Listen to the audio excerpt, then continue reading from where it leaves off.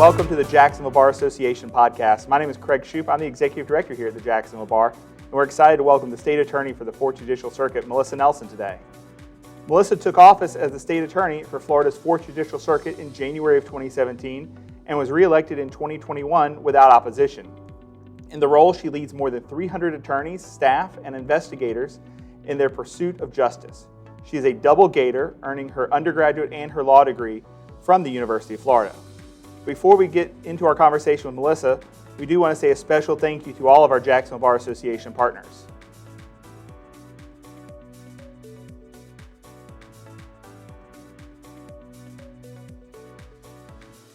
And at this time, we do have a special message from one of our partners.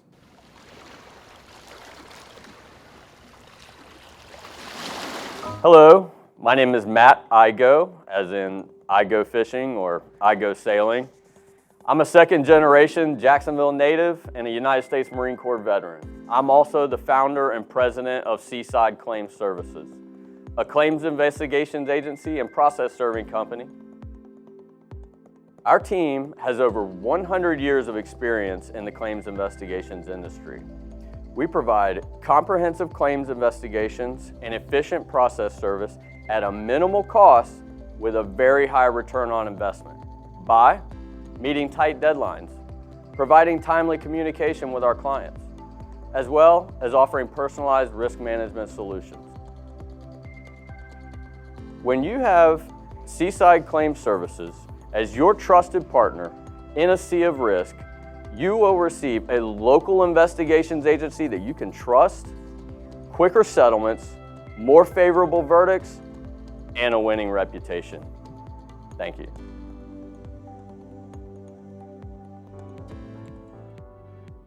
A special thank you to all of our partners of the Jacksonville Bar Association. Well, Melissa, thanks for taking a little bit of time out of your day. We know you're super busy, but we appreciate you coming in and sitting down with us for a little while. Thank you for having me. So tell us a little bit about you and kind of what led you down the path to becoming a lawyer and eventually the state attorney. So you mentioned that I went to the University of Florida both for undergrad and law school. While there, once I was in law school, I fell in love with both criminal law and trial advocacy. I participated on the trial team there, and we traveled and competed, and I really had a lot of fun doing that. And I had grown up always being interested in criminal mystery. My dad spent his entire career in law enforcement, and I was really intrigued by the cases that he would tell us about. So becoming a prosecutor was a good marriage of those two interests, being in a courtroom and being interested in crime and mystery. And so that's really what brought me to being a prosecutor and going to law school. I think in part, I wanted to have some extra football seasons. So it was a good reason to stay in Gainesville. Becoming state attorney was it was not something on my bucket list, and it was not part of my life plans. Politics in general was not. I left the office in 2009 and joined McGuire Woods, where I had a really great time and worked with great people and learned a lot. And then ultimately made the decision to run in 2016 and return to the office, and hopefully return to the office, and we were successful in doing that. So you've been a part of numerous cases, both your time in the state attorney's office the first time, this time, and your time at McGuire Woods. What are a few maybe memories or stories from some cases that you have stuck with you still to today? Well, you kindly let me know some of the questions that you would ask me, and I had to think back about something that really stuck with me in a trial, and it was 9/11. I'd worked on a murder case. I was a young lawyer, had worked on a murder case for a long time, and for a trial lawyer, really had a aha moment prepared. We were trying a woman accused of killing her husband, and had determined during our investigation that she was having an extramarital affair, and we were able to find her lover in Newfoundland. And he agreed to fly to the United States and come here to testify in trial. And while we had disclosed him in discovery, for whatever reason, defense counsel never deposed him and never asked about him. So he was sitting outside of the courtroom It was going to be the first witness we called and was going to be a surprise witness. But the Twin Tower, the first one, was hit during opening statement. And this was actually before we had cell phones, but not smartphones. And somebody communicated with the court. Judge Arnold was the trial judge.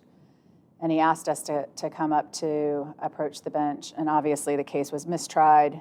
He made an announcement to the jury, sent the jury home. And then my witness was here in the United States. And you remember travel, couldn't get home. But so we perpetuated his testimony because I didn't expect that he would return to the U.S. But that was something that really stuck out to me in recalling the cases I've tried.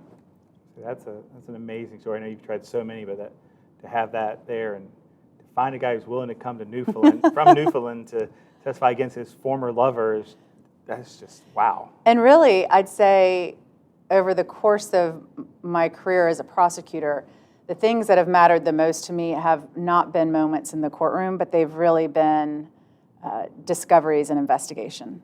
I've always been really intrigued by cold cases and working to solve cold cases. Our conviction integrity review unit that we stood up a few years ago, it functions in the same way to look at plausible claims of innocence. We have so much available to us in technology today that we didn't when I started, we didn't even when I left in 2009. So that really, those are the moments when we're able to solve a case and bring an answer to a family who's waited for answers for a long time. That's where I think those are my favorite moments in my career. I know it wasn't that long ago, we've got a mutual friend, his father had an unsolved homicide for many years, and his dad had passed away as part of it, and his name was Freddie Farah. Oh, yes. Yeah, and that just seeing what you get from technology and to be able to find somebody that's been out there and I was get waiting. closure. I was waiting to hear who you were talking about. The case was remarkable because, for 43 years, the family had obviously just assumed they would all die themselves and not know what happened. And that was solved unusually, not through DNA, but a change in the database for latent fingerprints, which was incredible. So he tells the story, Bobby, of being a young boy and every police officer he ever met, like pulling on him and saying, hey, could you tell me what happened to my dad? Could you tell me who did this to my dad? So it was something burning in him his entire life, a question that couldn't be answered. And then he actually, at his restaurant, had cold case detectives who would come through regularly, and he asked them to pull the file and take a look at it. So that's pretty remarkable. We have an initiative at the office now where we're assigning, this is interesting to me, we're looking at cold cases. We've had law students and college students review a file and actually use a calculus to assign a likelihood of solvability value to it. So we have thousands of cold cases in Jacksonville. And we do that to prioritize, okay, this has a solvability value that's 75 or above on a scale of 0 to 100. Hey, let's look at this. And the goal is, can we bring it up to today's forensic technology standards? When I left the state attorney's office in 2009, we were not utilizing wearer's DNA. And that's, if I touch you here, I will leave DNA. So if we have a case where a victim's pockets are turned out, that happened before we were utilizing that technology, there may be evidence that just we didn't have the ability to test. So we're assigning a value to these cases, putting them in order and looking at them, and we're hopeful that we'll be able to solve a few, bringing them up to today's standards. It's amazing what technology has done. And genetic genealogy has blown the roof off of everything, because we can have, and we have a cold case like this right now, we can have what we call an unsub, we can have a donor, a suspect, but if his or her DNA is not in our national database, we can't find them. But now through genetic genealogy, we can find their relatives and using traditional genetic genealogy records and all of that, create a family tree and solve cases. Wow.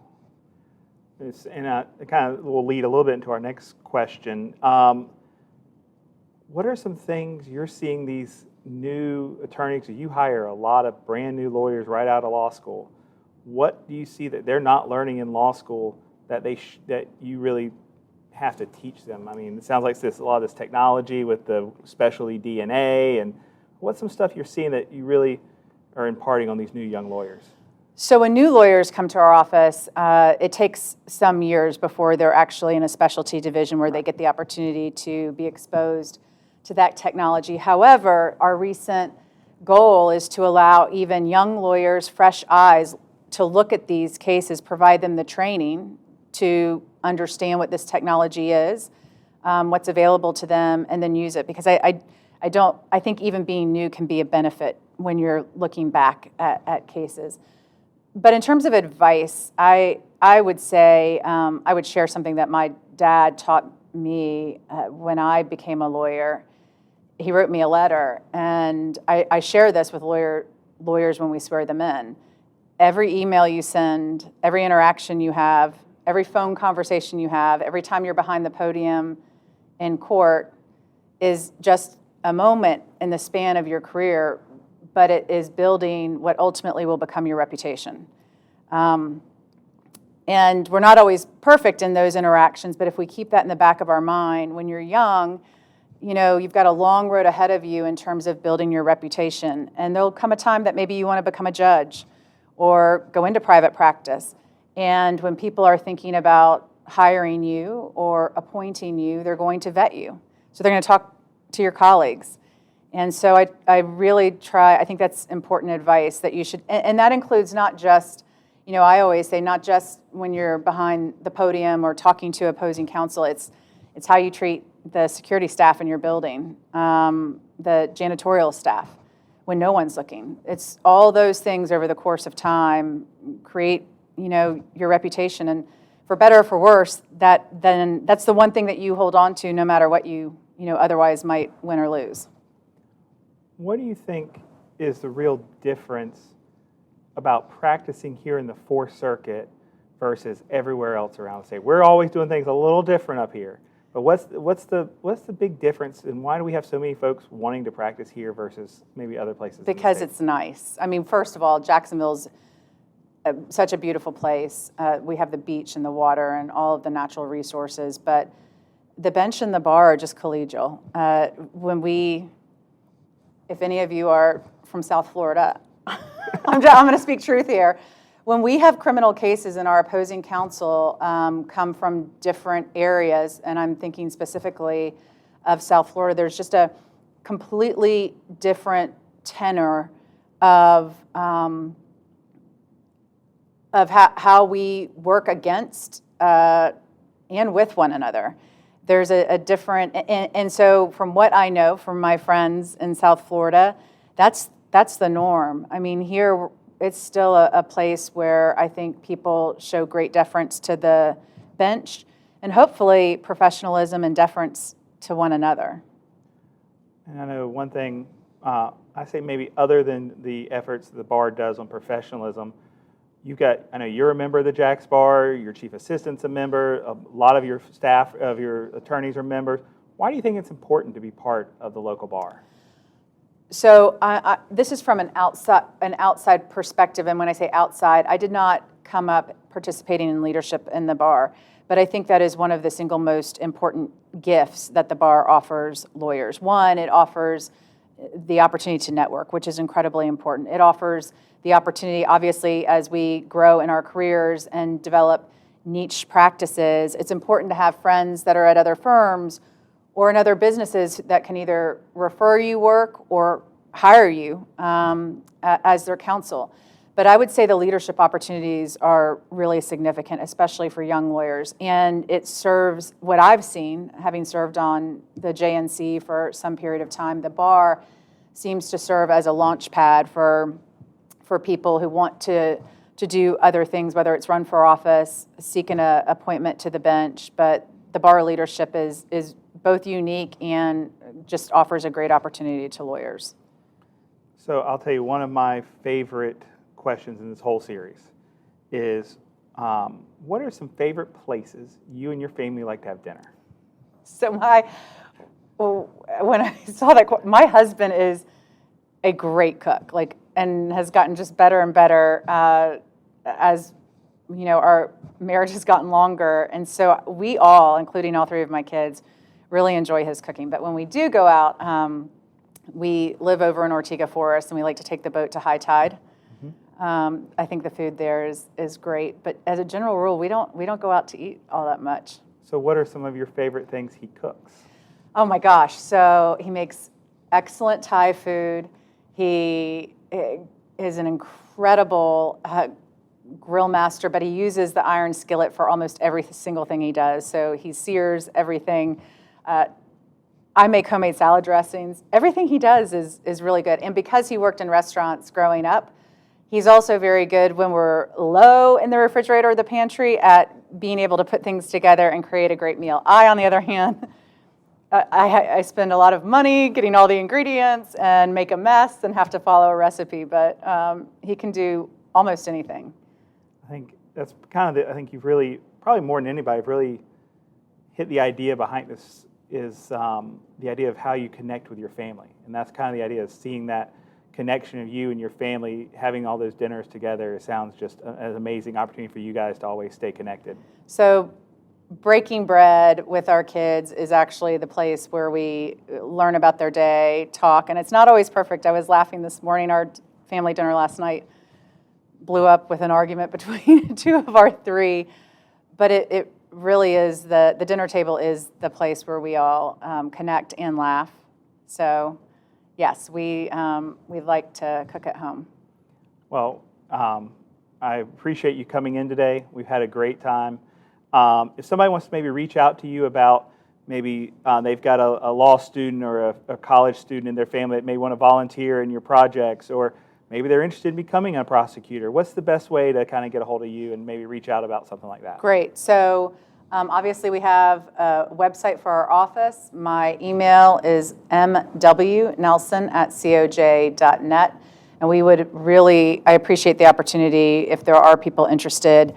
Recruiting is something that we've spent a lot of time investing in, and we've hired some great lawyers, and there are great lawyers at the state attorney's office and great staff too. So if anybody watching either is themselves interested in potentially pursuing a career with us or knows somebody who might be, please reach out to me and put in the subject line, job.